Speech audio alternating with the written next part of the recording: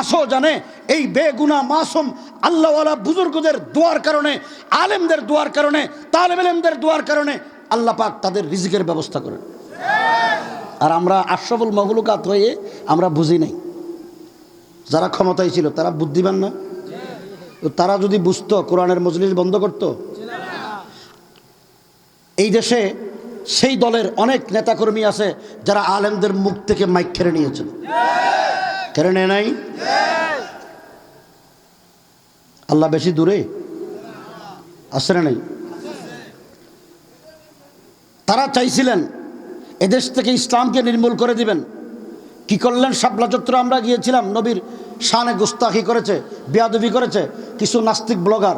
আমি শিক্ষিত ভাই, তারা কলেজ ইউনিভার্সিটিতে পড়ো, যারা রাজনীতি করেন, আপনাদেরকে বলি, বাংলাদেশের আমার কাছে আমরা ডকুমেন্ট দিয়েছি, তখনকার প্রধানমন্ত্রীকেও দিয়েছি, এই যেই শিক্ষামন্ত্রী ছিল তাকেও দিয়েছি, স্বরাষ্ট্রমন্ত্রী আপনাদের এলাকারও এই মহিউদ্দিন খান আলমগীর তাকেও দিয়েছি।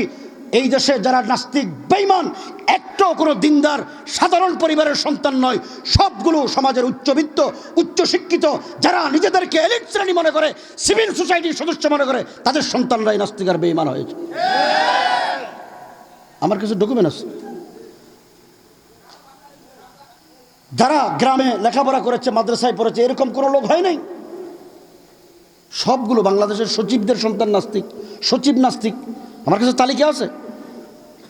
বিশ্ববিদ্যালয়ের ৩০০ অধিক প্রফেসর সন্তান নাস্তিক, সুপ্রিম কোর্টের বিচারপতি নাস্তিক, বিচারপতির সন্তান নাস্তিক, মন্ত্রী এমপিদের একাধিক সন্তান নাস্তিক, বাংলাদেশের শিল্পপতিদের সন্তান নাস্তিক, বাংলাদেশের পুলিশ, বাংলাদেশের র্যাব, বাংলাদেশের সেনাবাহিনী, বাংলাদেশের ম্যাজিস্ট্রেট, বাংলাদেশের বিশ্ববিদ্যালয়ের বিসি নাস্তিক।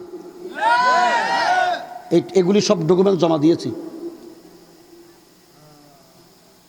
এরপরে কি তারা নাস্তিক তো নাস্তিক, তারা নাস্তিক, কোনো অসুবিধা নেই, কিন্তু আমার নবীকে যদি গালি দেয় তখন কি আমরা বরদাস্ত করব?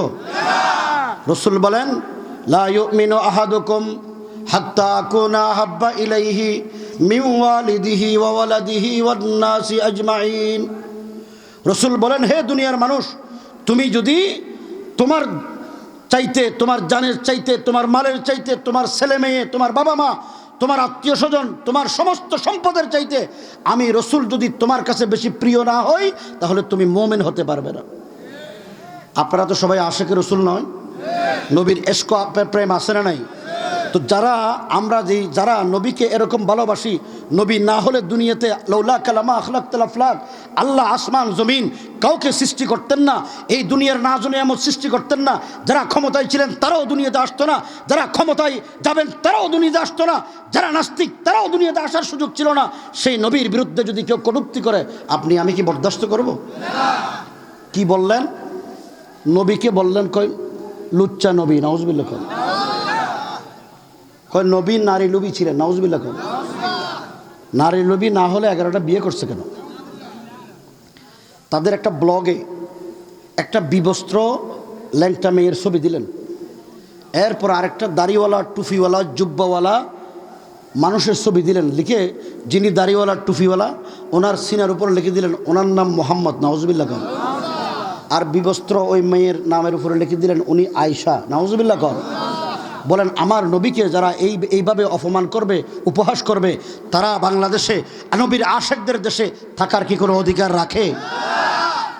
আচ্ছা, এর প্রতিবাদ কি শুধু আমরা করব না আপনাদেরও দায়িত্ব আছে?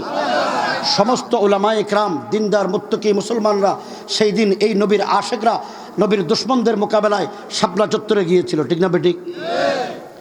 শাপলা চত্বরে যাওয়ার পরে একটা রাত আমাদেরকে থাকতে দিল না।